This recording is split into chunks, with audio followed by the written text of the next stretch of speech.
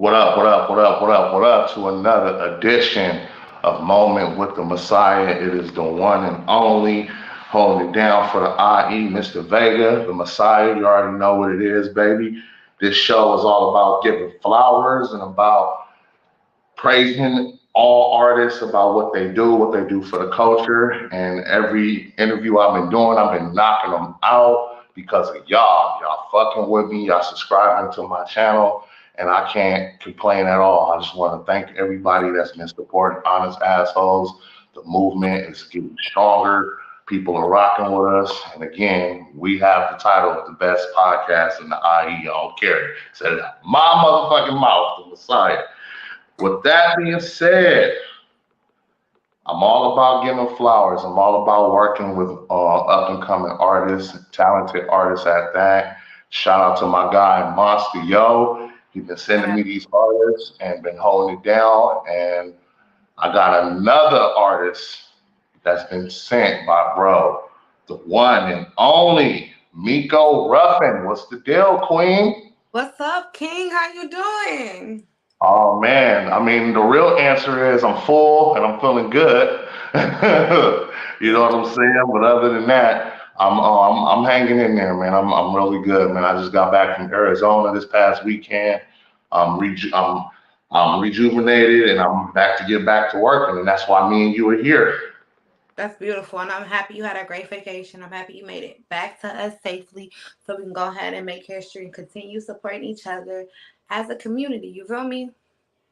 No doubt, no doubt, and that's one of the reasons why I have this platform is to fight against that stereotype that black people can't work together and can't come together, and I'm against all that. I'm against all that shit. So when you come on to this platform, you're gonna get your flowers, you're gonna get your recognition, and most of all, you're gonna get to know a whole lot about yourself by just opening up to me, the Messiah. You Messiah, know? I'm ready. You feel me? It's all I'm an open book. One thing about me, as far as not me only being a musician, I'm real. Like I'm a human. I'm that girl. You know what I'm saying? I'm that girl next door. I'm that best friend. I'm that cousin. I'm that auntie. I'm that mom. You feel me? I'm that lover. I'm that friend. I'm that confidant. You feel me? So I feel like this is gonna be a match made in heaven. Dope. Y'all feeling the energy? Because I'm feeling it. I love it. You know what I'm saying? So, with that being said, you ready to get up in this thing that we call your moment with the Messiah? Is you ready, sister? Come on, ready. I got my seatbelt ready, lock loaded. Let's go. Let's get it. That's what's up. So, you sent me, a bio about yourself, some pics that you chose for me to promote the flyer. So I wanted to make sure that the flyer was spicy and it lives up to who you are because that's the thing about me when I have artists on this platform. I just want them to just feel comfortable, just be themselves. I don't want to be the one that just putting them in a zone where they don't feel comfortable. So that's why I'm like, let me go ahead and find out a little bit about you so I could conduct these questions accordingly and just keep it real. You feel me? So, my first question to you, let the world know, like a brief description of Okay. who Nico Ruffin is and what she's about. Okay. Who Miko Ruffin is, who I am. First of all, my real name is Mila. And who I am a native from Kansas City, Missouri. And if you ain't heard about it, let me refresh your memory. We are the Super Bowl champs of the moment right now. Chiefs. Go Chiefs, you feel me? So Oh, yeah. it's greatness right now. Not playing, but I am a Kansas City, Missouri native. I am from how we bang our blocks in Kansas City, Missouri is by blocks, not by colors, not by anything. So I am from the 40s. Um, but I look at it as a legacy of not affiliation, but a legacy of growth. The things I have done in the streets is the things I rapped about. I'm ballet trained, so even me being a hood girl, I have a little bit of classical trained in me. I'm very versatile. I am a mother. I am, an entrepreneur. I'm a podcast host too.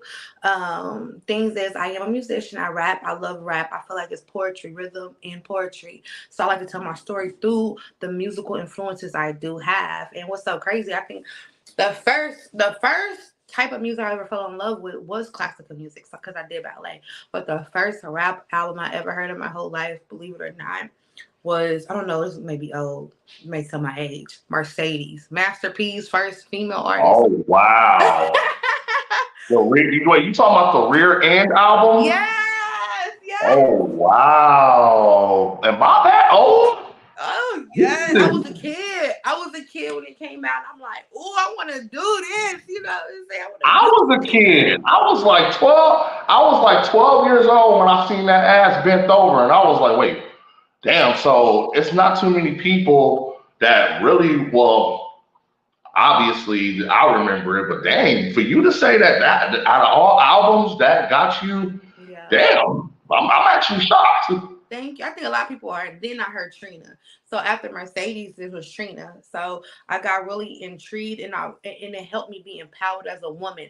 I'm very, I have sex appeal. I tell people because I have sex appeal, I'm not sexually active. So it's easy for me to influence sexual appeal through my music. You feel me? So that's a little bit about me. I'd have been through the trenches. I'd have been shot. I'd have been kidnapped. I'd have, been in situations where I had to make a couple sales, not soliciting my body, but other sales to make sure that me and my children eat. I was a teen mother. So my life it's amazing that I'm standing here because a lot of females and males that I was in the trenches with, are not here with me. You feel me? And well, that's let me take just a water shot for you just even being here. You know what I'm saying? Because as you said, a lot of people that you were in the trenches with are no longer here. So just I'm glad you're here because the streets, surviving the streets, it's not an easy thing to do. Me personally, I'm not a street guy. I just grew up around street guys, and a lot of them street guys I lost to the street. So again, I salute you for still being here, pursuing what you want to do. Thank you. And I want to give a shout out to rest in peace to Candy. That's my sister. Rest in peace to Dominique. They wanted to manage my career, but unfortunately they couldn't make it to be at the moment we are right now. So I most definitely want to give a shout out to them because they believed in me for me to be right here talking to you. No doubt, no doubt. So my next question, where did the excitement come from that just motivated you to want to pursue rapping or being an artist in general?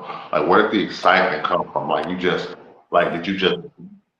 just the Trina album or the Mercedes album? But No. where did the excitement come from? Oh my God, that's such a good question. And that's crazy. Like I was prepared, but I wasn't prepared. So I sparked my rap career. Yeah, I started listening to rap after I listened to the Mercedes and Trina's album, but I didn't start rapping until my like 25, 26. I was in an abusive relationship. And the dude who used to beat on me used to go around my house and start rhymes and tell me to finish them off. So that was kind of like a toxic bonding moment between me and my abuser that I actually fell in love with doing. I've always been trained to perform on stage because I was a ballet dancer. I think I was a ballet dancer. My whole life I danced with Alvin Ailey. So when he unlocked that new talent in me, even in a bad situation, I flourished to love it. Mm, mm. And that's the thing. I told you before we started this interview earlier. I told you I was gonna come with some dope questions. That's why I was like, I I gotta told drink you. my wine on that because I'm like, damn. Told you, you know what I'm saying? So, and that goes along with the next question I gotta ask you because you said that you're from Kansas, you know what I'm saying? Repping that. So, Missouri. Kansas. Missouri, Missouri, my bad. So, I mean, was it a rough transition to just go from Kansas out here to the big city? Because I seen in your bio, that's exactly how you put it. Like you had to move to the big city to pursue your dreams. So how hard was that transition? Oh, no, it wasn't hard at all because I left because when I said in the beginning of the live, I lost my sister. My sister had got murdered. Candy, rest in peace, Candace. You feel me? And I was just done. I sell a lot of, I do a lot of shows in my city. My city gives me nothing but love, and I love Kansas City. Shout out to Kansas City, Missouri. They always hold me down, but when you didn't have bullets, go through your body, you didn't been in the back of trunks and, what I'm saying, sat down and did bids, to test your loyalty. I feel like this was supposed to be a breath of fresh air, which I mean, California ain't nothing to play with, you know what I'm saying? But Yeah, it wasn't a hard transition with me because I was ready to transition. I was ready for my life to pick up. I was ready to face anything because I felt like I already faced the devil in his face. So when I come to California, how hard is it gonna be? You feel me? so basically what you're saying, when the devil tried to show his ass, you knocked that big red bitch out.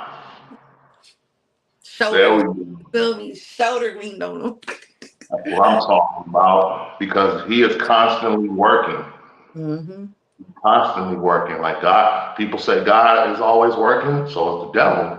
The devil's job is to undo everything God is doing. Amen. Amen.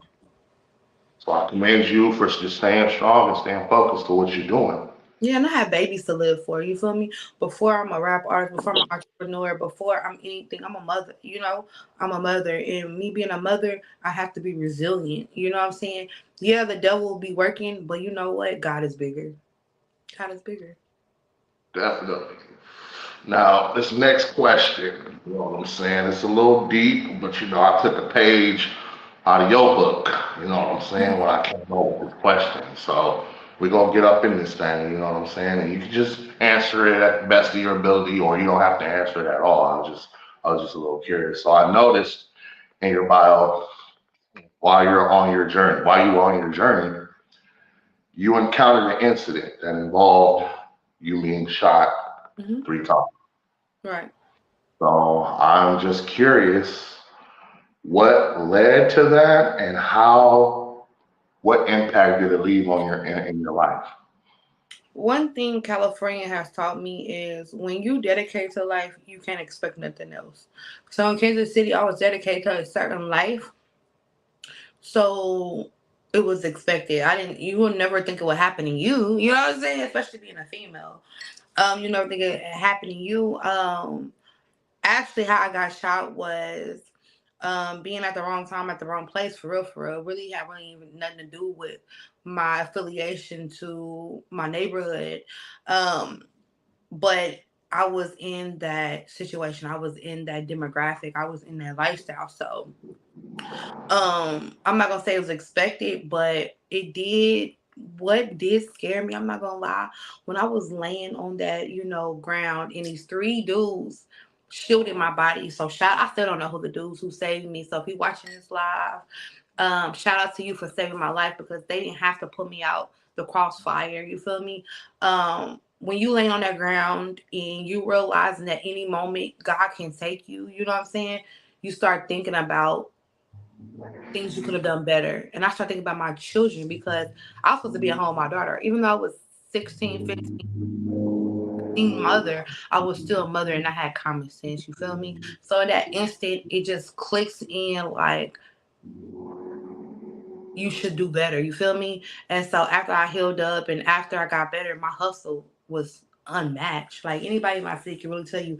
I mean, I'm very controversial in my city, but one thing they can tell you in my city is that like my hustle is unmatched. Like I'm gonna go hard because at that moment I was laying in that grass, not knowing if I'm gonna live or die. I was thinking about like, damn, what kind of legacy that am I living behind for my children? What I'm having for my children to remember me by. You know what I'm saying? I don't want my kids to remember me by, oh, she was a real ass nigga. You know what I'm saying? Like I want them to say my mom was an amazing woman. And if I'm gonna die, I want to die of old age. I don't want to die by the hands of a bullet.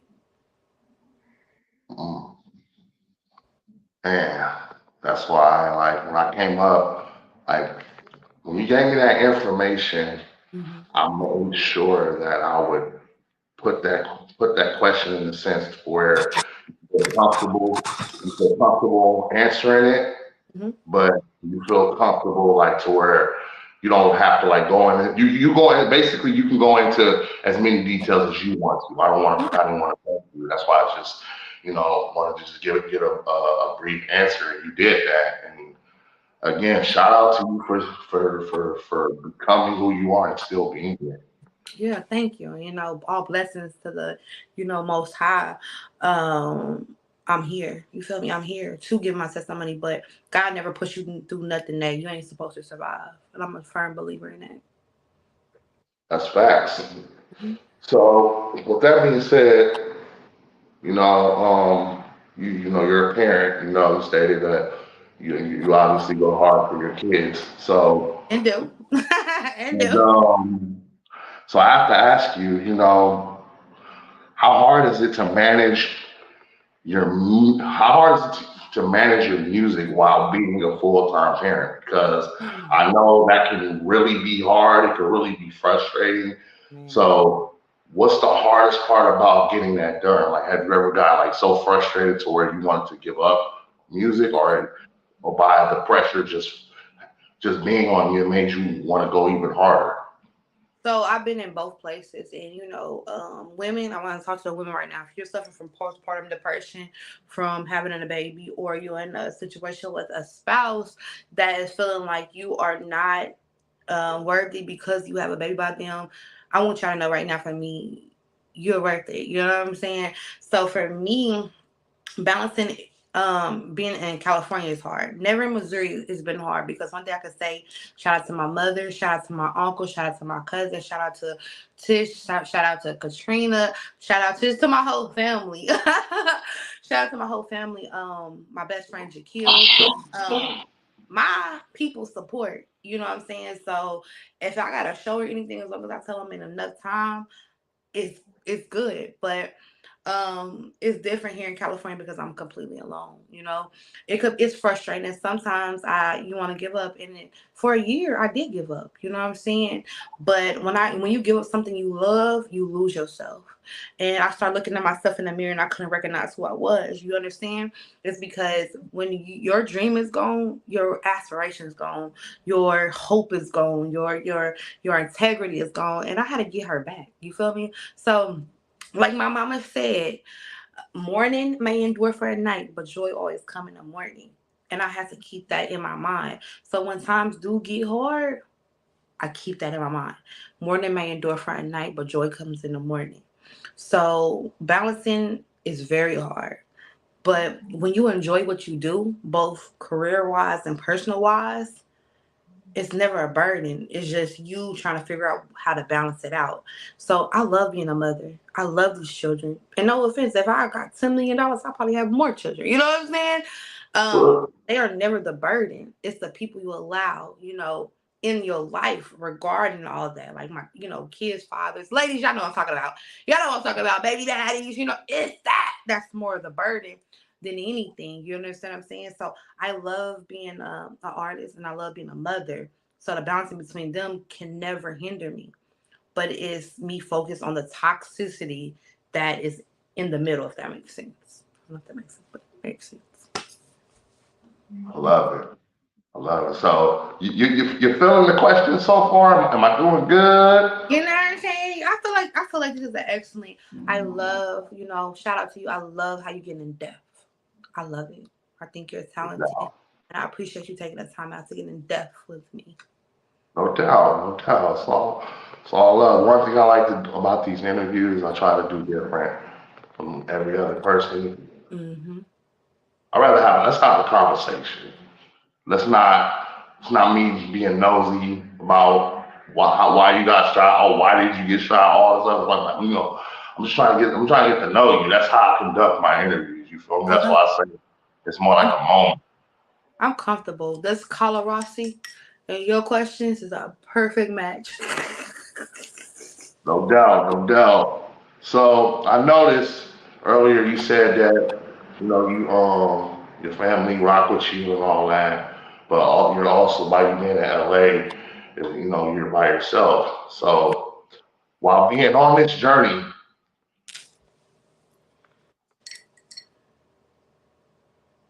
Do you feel like your support system is where it needs to be? And do you get a lot of support from your family and friends? Family and friends, yes, but it's only so much they can do from Missouri, you know.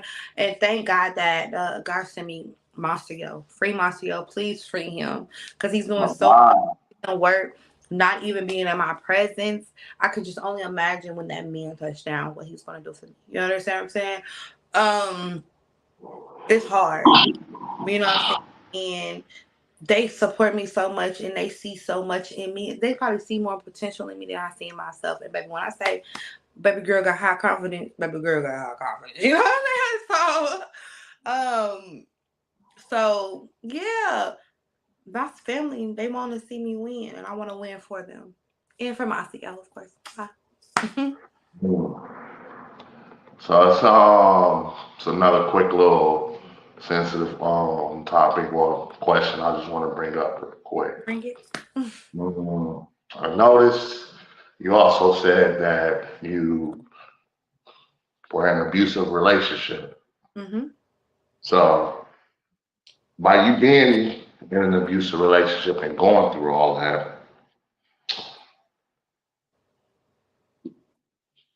do you find yourself opening up about it and healing about it in your music?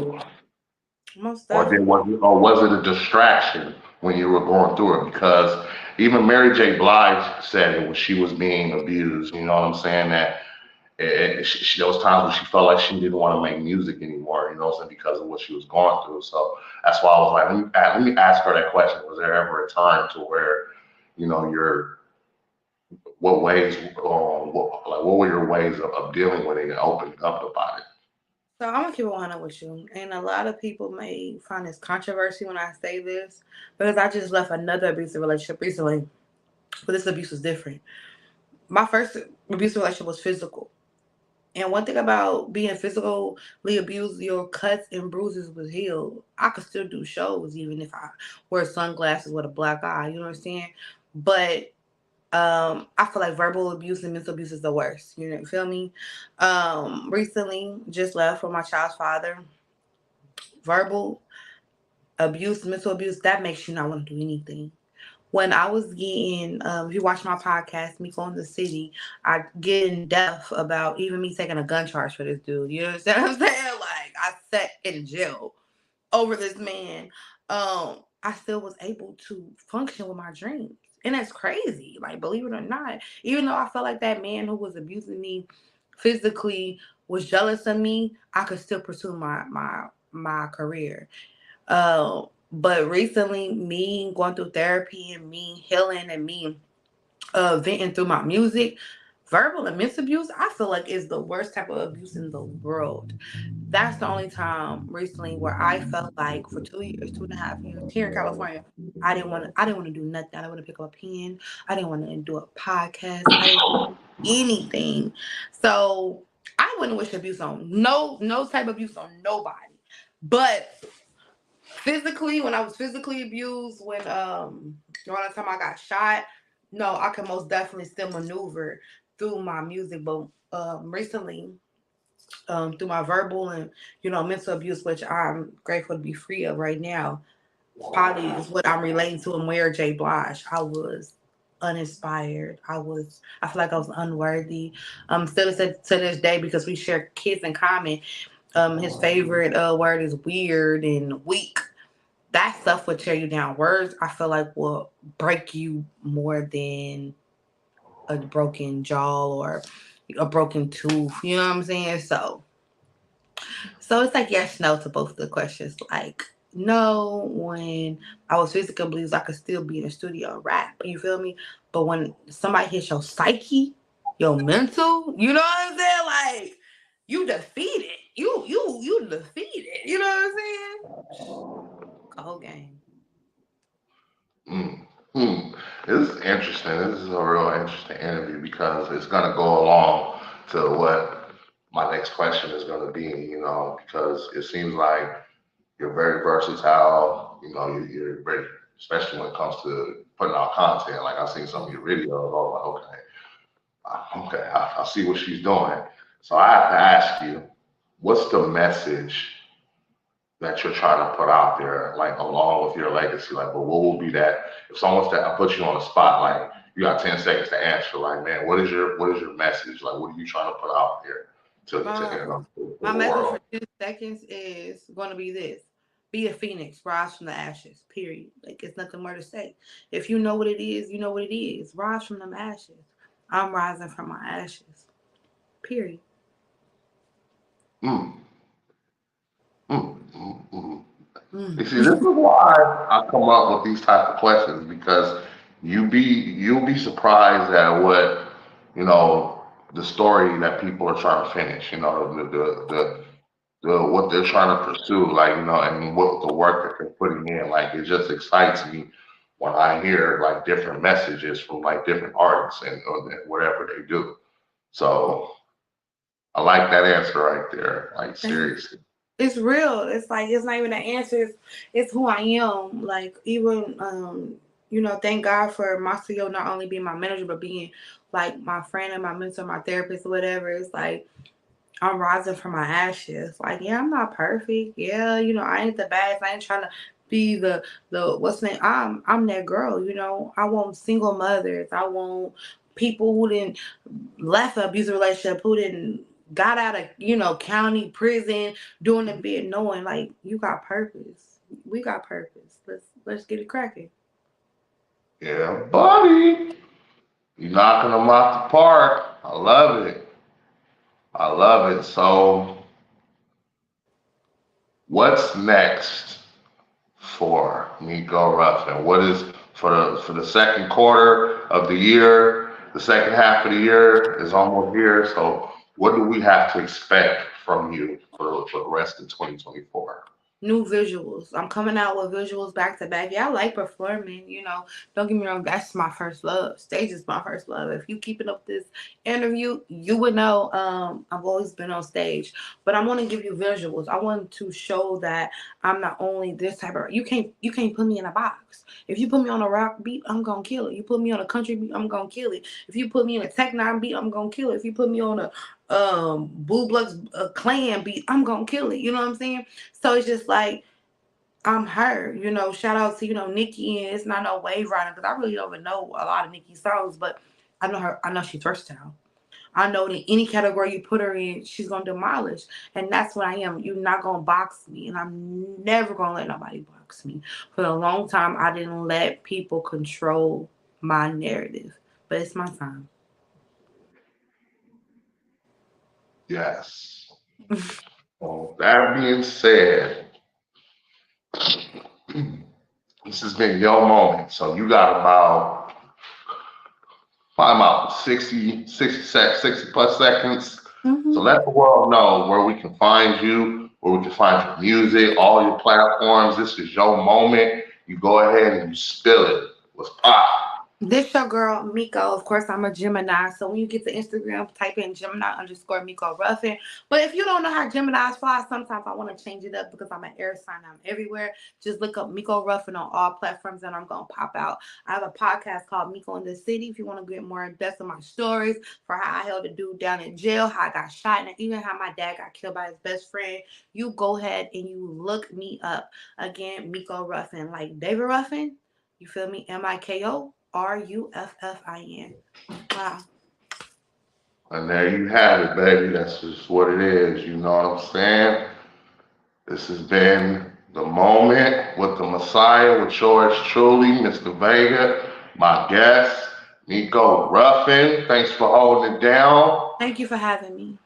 No doubt, it's all up. You gonna come back one time? We're gonna have a reunion episode. You already know I gotta give you an update when I'm winning that Grammy. There we go. There we go. Y'all heard it. Live streaming this Thursday, 7 p.m. Live streaming. Honest Assholes channel. It's Mr. Vega, baby. Moment with the Messiah. Miko. Ruffin. Let's get it, baby. We out. We out.